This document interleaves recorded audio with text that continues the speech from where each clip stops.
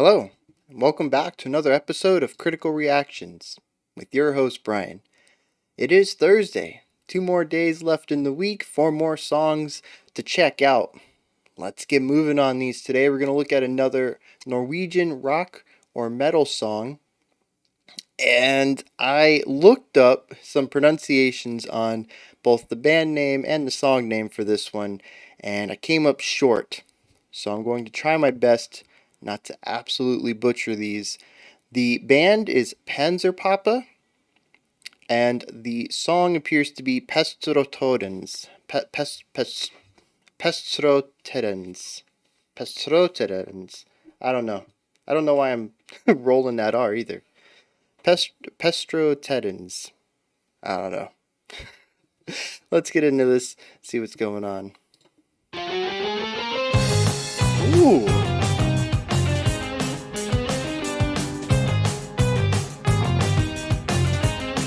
Love that bass tone. I love the bounciness of this whole section. Real fun and light.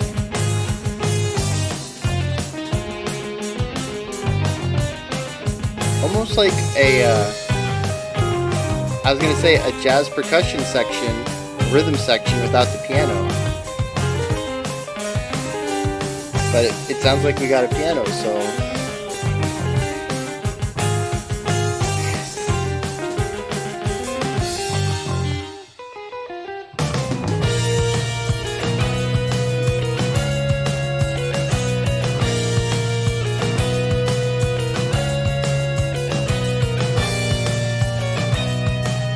Ooh, a little drop there.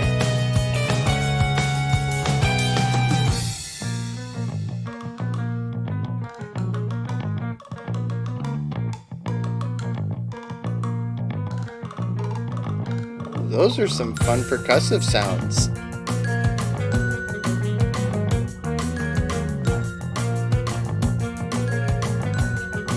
So we got some glockenspiels, we got some cross-sticking on the snare.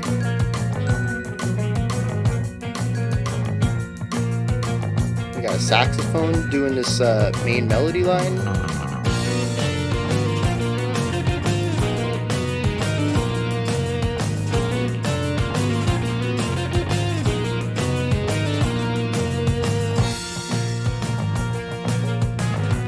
We got some brass.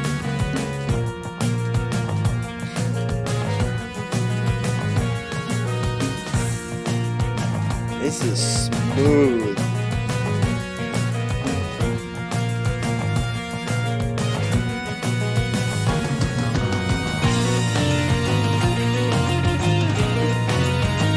Getting some really interesting chord progressions here.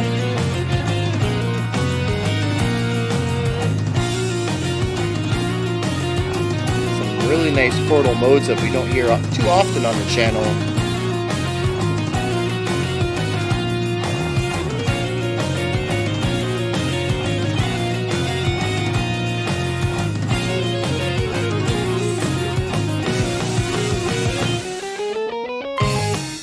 Oh, man.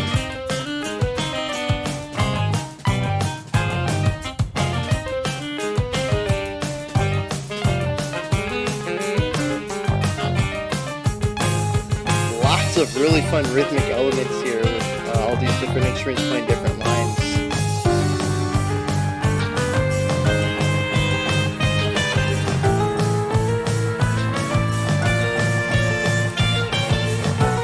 Yeah, the call and response here.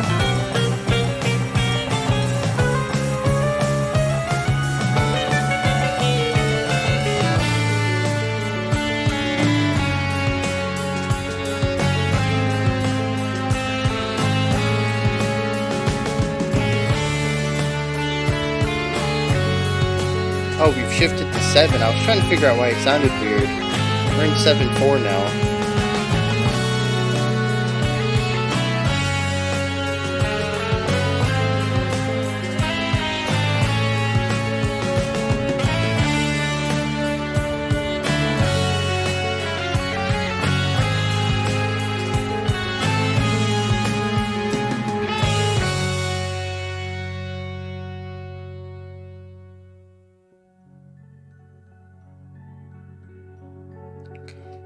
I didn't want it to be over. I'm glad it's not.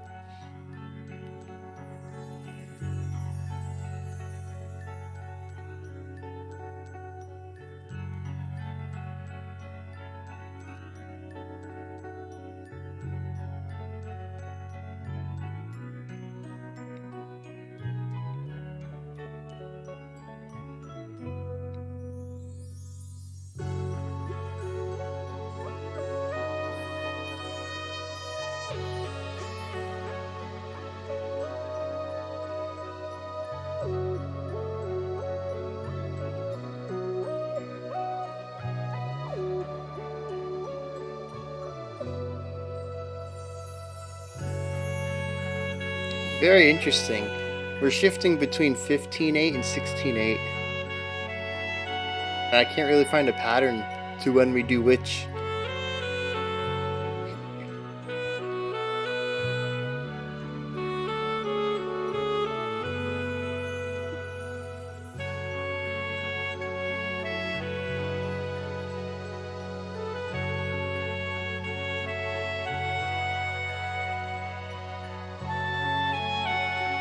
See, right now we're in 15, alternating 4/4 and 7/8.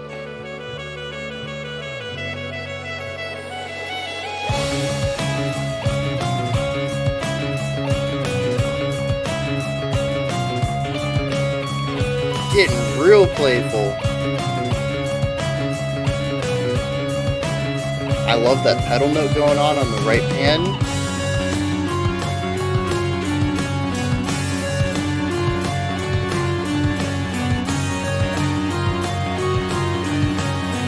Lots of tension here, really building up to something. And just let all that energy go.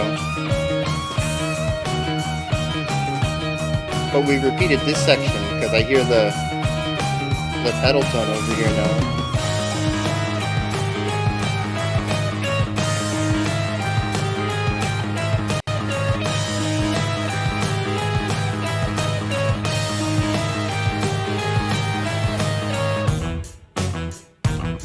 Ooh.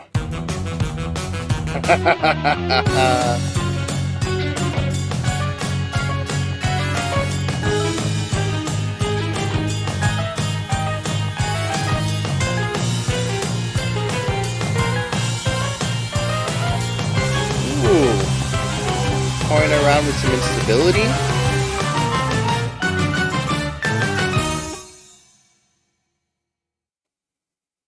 Very cool. Very cool.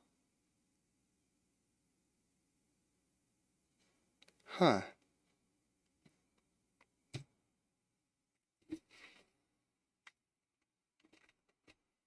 Huh. So before I dive into this and start exploring some of the individual aspects here, I want to preface by saying that I loved every individual element in this song. I loved many of the sections themselves. But having finished the song, I'm not really enjoying it as a whole. Is there a term for the opposite of greater than the sum of its parts? I mean, can I just flip that on its head and lesser than the sum of its parts? That's not a phrase I've heard anybody use before. Yeah, I love every section here. I think there's so many fun things going on, but as a song as a whole, it's just missing continuity, it's missing cohesion, it's missing direction, and I don't really get any strong overarching themes going on in it. It seems to literally be one idea after another without anything to really tie them together, and it makes the piece feel a bit empty, I would say. Maybe I was gonna say maybe soulless, but I don't.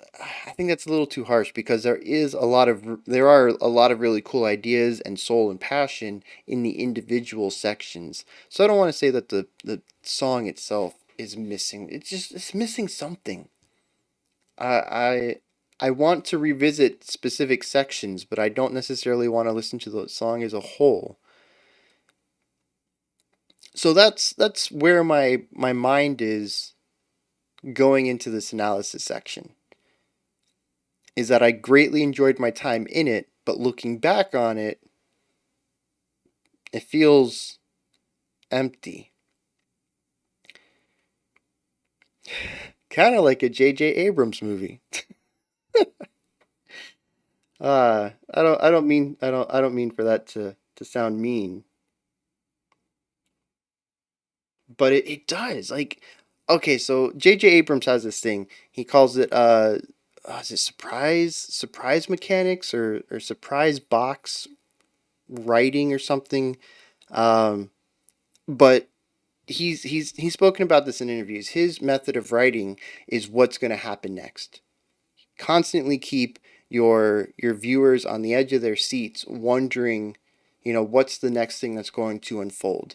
And it keeps his movies and TV shows even just always one upping, always raising the bar, always keeping the intensity at 11, never allowing the questions to be answered by the viewer. There's no hints being left around for the viewer to guess what's going to happen next. It's literally, you cannot anticipate it. So everything is going to be interesting. But the problem is, I've never watched a J.J. Abrams film where after the film, I wanted to go back and watch it. The experience is literally moment to moment. There's nothing really on a larger scale that's ever really captured me, and that's exactly what it's the weirdest connection. I never thought I would bring up a writer director for film and television as an analog to a song I've heard, but that's this exactly. I love the moment to moment, but as a whole, it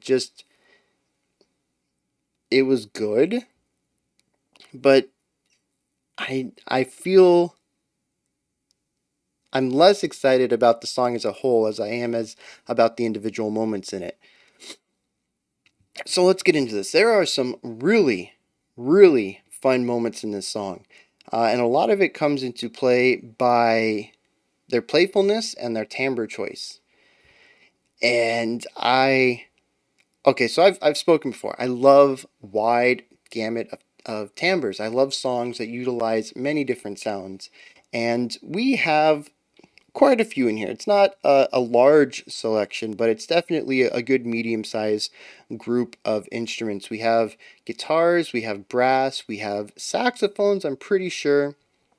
We have bass, we have drums, we have pianos, we have a variety of percussive instruments. I know I heard a glockenspiel, uh, and I want to say I heard something in like a woodblock family as well.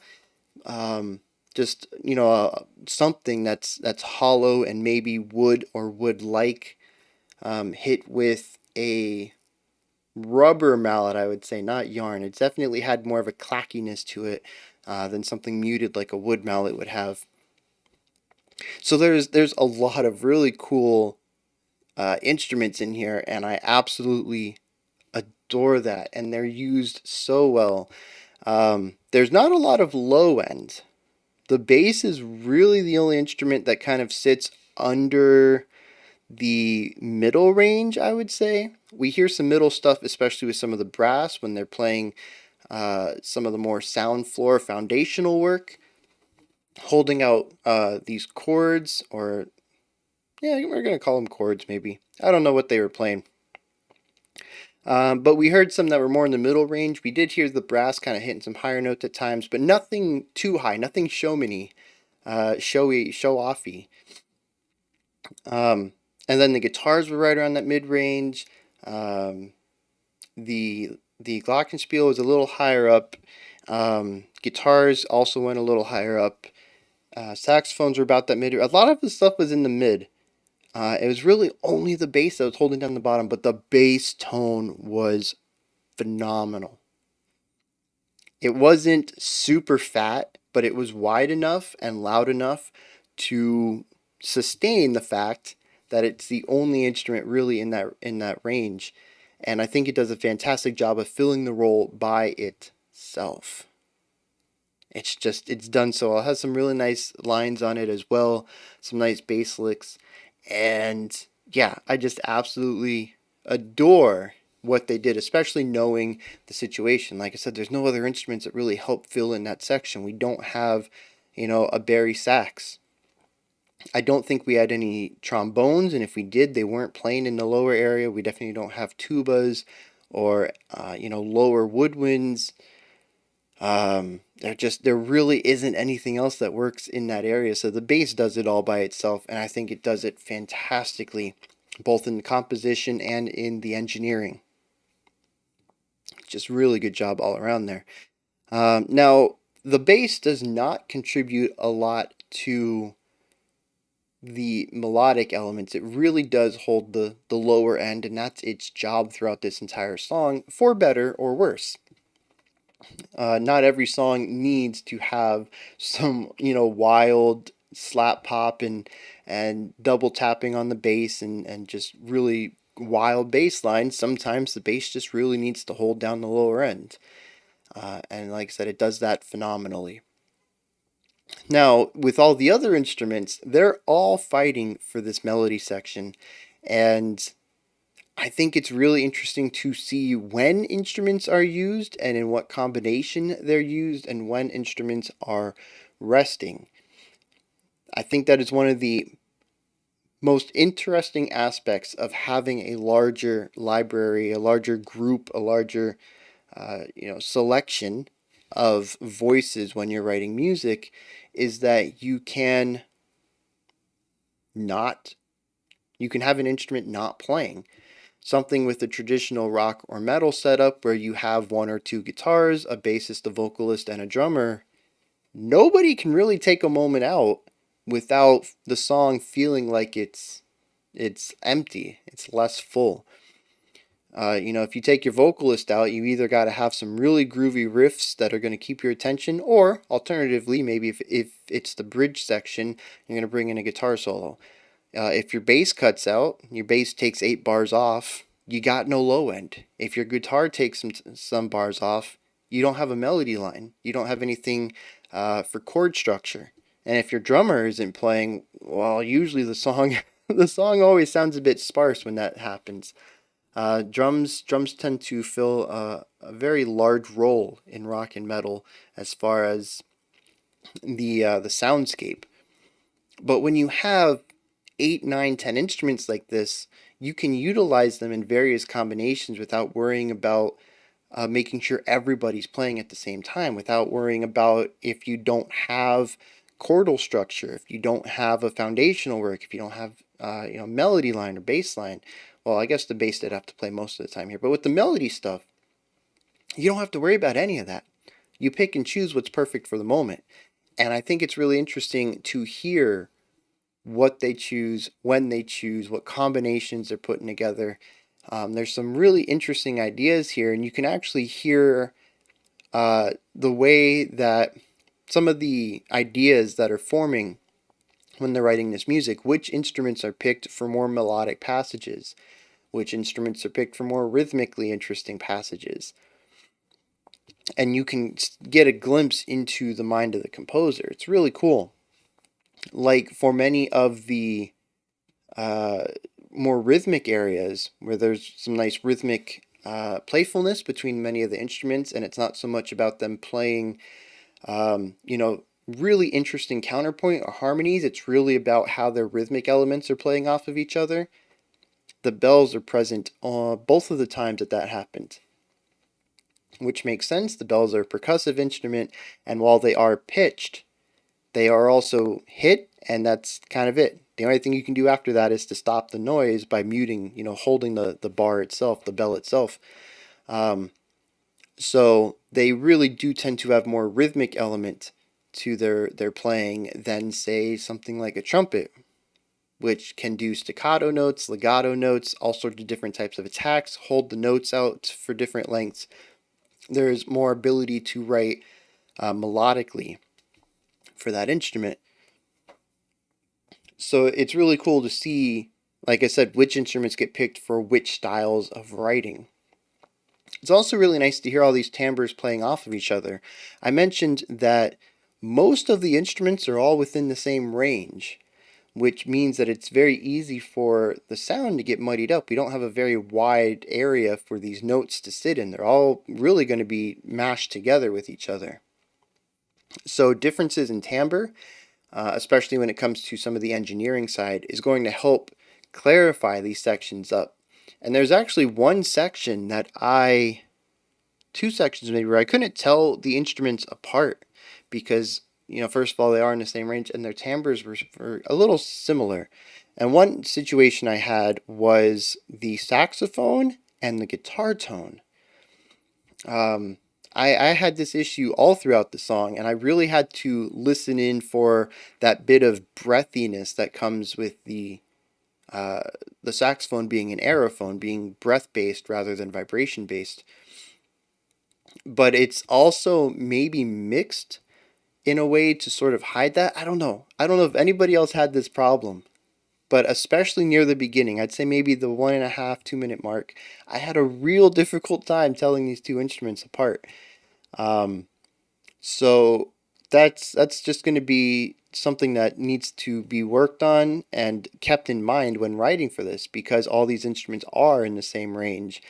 And some of them are going to have fairly similar timbres, especially with the guitar tone as it is. It's a very jazzy guitar tone, which means it doesn't have a lot of bite to it. You're really getting more of a pure tone out of it. And I really enjoy that. I like this combination. It reminds me very much of a big band with a little bit of flourish to it. I don't think I've personally never played in a big band with bells in it, but it sounds phenomenal. I love it. I've heard a couple of jazzy songs with xylophones, glockenspiels, any sort of bell instrument. I think it works very well. I've just never had the opportunity to play in one myself. I think it would be awesome, especially if I could play them. I don't know if you guys know this. I've talked about playing the bass. I've talked about playing the trumpet, brass in general. I have my keyboard. I'm not a master piano player, but I do noodle around on it. But I did spend a couple of years in high school playing the marimba. Well, I mean, it was auxiliary percussion, so I did a lot of stuff, but I focused on the marimba. If there was a marimba part, I usually asked to take it because I absolutely love the instrument and I love the finesse and precision of playing faster stuff. Doing 2 mallets per hand and just, that raw dexterity to. I think it's just a fascinating thing to play and to watch people play. Unlike trumpet. Trumpet is great to hear. It's not necessarily entertaining to watch. Maybe if someone's playing Flight of the Bumblebee, Wynton Marsalis's Flight of the Bumblebee is jaw-dropping to watch. Part of that is the circulatory breathing, but also just the raw speed and precision. But this is really all that's moving. It's just 3 fingers. And maybe occasionally, not necessarily in Flight of the Bumblebee because it's so fast, but occasionally there'll be, some valve movement. If notes tend to be naturally sharp, you can, flatten it out a little bit on the fly. But marimba players, man, it's full upper body, just huge amounts of precision and trying to keep 4 mallets where they need to be, and just, I don't know, I find it a marvel to watch, and I've always been drawn to it. I love playing it. So, yeah, a bit of I don't know why I go on these tangents and don't realize I've been on a tangent until it's over, but yeah, I would love to play marimba in a jazz band, a big band setting. I think that would be awesome. Anyways, back to the song. So yeah, that's just something I noticed, is that some of the timbres tend to get mixed up a little bit, and it's not too big of an issue. Like I said, it only happened once or twice. It definitely happened with the saxophone and guitar, but just something to keep in mind if anybody chooses to write music like this, that there's a good reason why we tend to have instruments in the higher range. You have your piccolos and flutes, and then your mid range is going to be some of your saxophones and some of your brass. And then in the lower range, you're going to have your tubas and stuff. There's a reason that we have this wide range of notes when we get larger groups like this, because it can get muddied up. Um, I think that's about it. I can't. I went on that tangent. I kind of forgot about some of the stuff with the music. Um, okay, I cheated. I just refreshed myself a little bit. I didn't listen to the whole song, just kind of skipped through it. Time. Meter is very playful. Rhythmic elements as a whole is very important to this band. We do have some really nice atmospheric sections. I think they do some really cool textural work. There aren't too many strong melodies in here. A lot of it is loop based. They might be a little longer, maybe like 4-bar phrases, but rhythms and meter are very important to this song. There are very cool rhythmic elements all throughout, which I already mentioned. We get some really interesting rhythmic ideas in one instrument, and then maybe another instrument's going to do another rhythmic idea, and the third instrument's going to do theirs. And yes, there are harmonic elements to all these instruments playing their own things in the way that the notes line up and create, triads and dyads. But it's also really focused on the rhythmic complexity as these different lines compete with rhythmic elements, and they combine into sort of like these polyrhythmic ideas, and it sounds phenomenal. But all of that is also constantly worked into a changing and altering time signature throughout the entire song. We had 4/4, we had 7/4, we had 7/8, we had a section that constantly swapped between 15/16 and 4/4, also known as 16/16. And I want to go back and listen to that section specifically and see if I can figure out when it happens, because I thought I had the pattern. I thought it was alternating 7/8, 8/8, which would be the 15/16 section. Or I guess that would be 15/8 when yeah, not 15/16, 15/8. And it alternates 7 and 8, 7 and 8, 7 and 8. And I'm like, yeah, I got this. And then it was like 8, 8, 8, 8. And I'm like, oh, we went back to 4/4. And then we went back to 7. And I'm like, why? When? I think one portion even had 3 bars of 7 and then an 8, and then went back to the alternating 7 and 8. And it feels chaotic to me in that section. I would love to see the sheet music for that and see if there is a pattern. Maybe I'll just end up writing it down myself, bar by bar, whether it's a 7 or 8, and see if I can get a pattern out of that. Because it felt like there was no rhyme or reason. Some bars were 7, some bars were 8. But I like that. It keeps me on my toes. I love songs that do that, especially with time. I don't know what it is about time signature. I absolutely adore it. I think it's fascinating. Anyways, so yeah, they also do, like I mentioned, they do a fantastic job of creating mood. We go through 5 or 6 different moods, sort of atmospheres in this song. There was one section, I think it was around the 3 or 4 minute mark, just had some really cool chord modes going on. We entered a bit of like a Phrygian idea, but it was not full Phrygian. And I have no idea what was going on there. We might have entered a half mode. I'm sure people have experimented with that. There's a lot of, especially 20th century composers that have experimented with a lot of stuff outside of traditional theory. I have personally never heard, well, I don't know if I've never heard it, because, like I said, I don't remember what video it was, but we were talking about stumbling upon interesting ideas. How a lot of rock and metal groups are not inclined to music theory, but they still stumble upon interesting theoretical ideas, not because they're specifically going for it, but just because it sounds good on their instrument or something like that. They're noodling around and they land on this idea and they like it, and then they build a song around it.